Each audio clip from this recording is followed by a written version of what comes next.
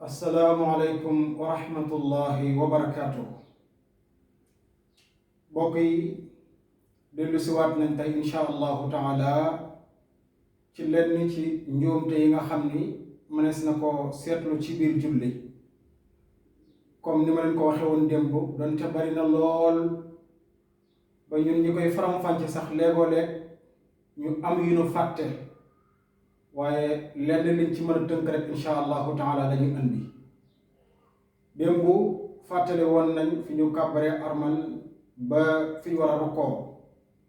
tey insha allahu taala nag ñu bëgg a leeral rukkoo insha allahu taala. kon bismillah.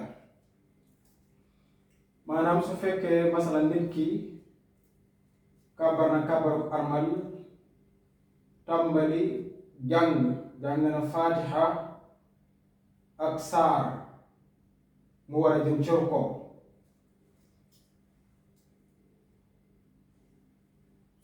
allahu akbar. gis nga ko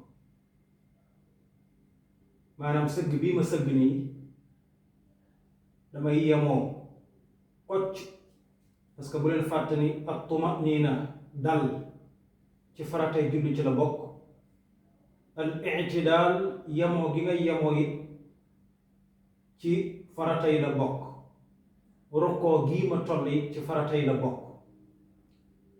gis nga sama loxo yii fii laa koy teg ci sama bëti wóom, du tegu ci kaw waaye du tegu ci suuf. fii laa koy teg ci bëti wóom yi. samay loxo yi du tafu ci samay yaram nii, baaxut. nii moo baax, sa loxo yi na tàqalikook sa yaram wi. fii nag nii baaxut, gis nga ko rukkoo gi baaxut. nii it baaxut, nii baaxut, nii baaxut, nii moo baax. jub xocc, jub xocc.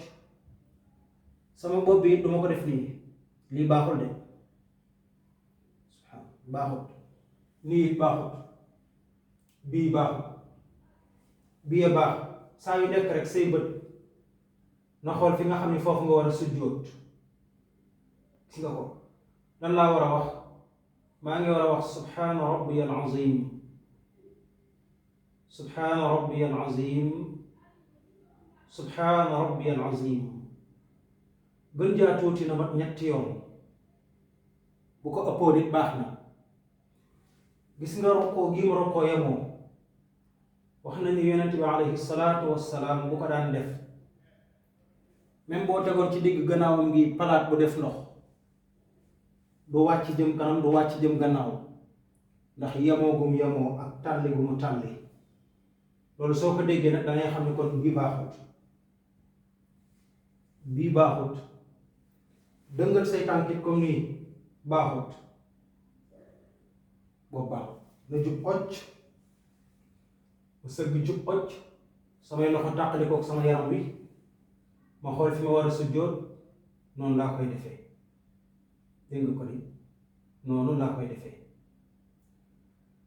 su ko defee nga ma siggi wax naa subhaana rabbiyal azim gën jaa néew ñetti yoon, ma daal di siggi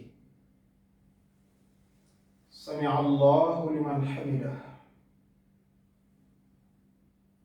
bu dee man rekk may julli wala ma nekk imaam, ginnaaw bi ma waxee sami allahu liman hamida damay waxaale encore rabbana walaka alhamdu. foofu ñeenti façon rabbana walaka alhamdu am.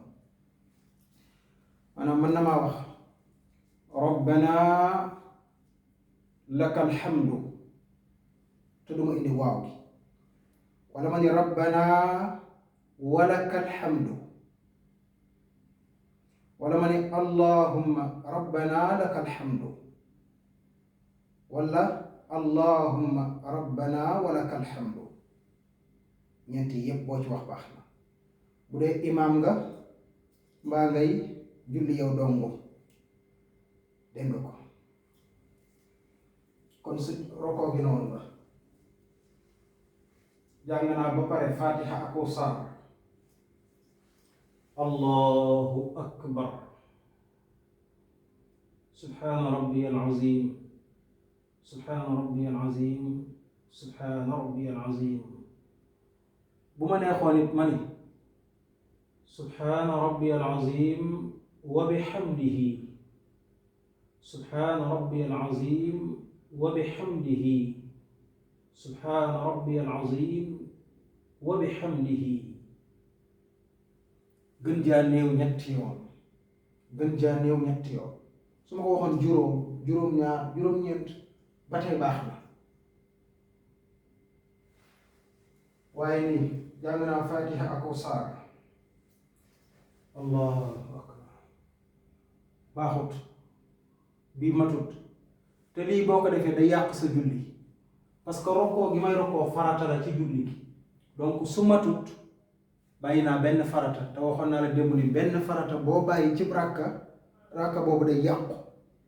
te benn rakka bu yàqu ci julli gépp ay yàqu. kon rokkoo gi farata la, faw nga xool naka la matal ko sëkk.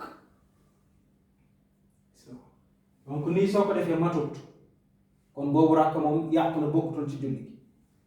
wala ma ne nii boobu it kon ëpp na, boobu ponk day yàq julli gi.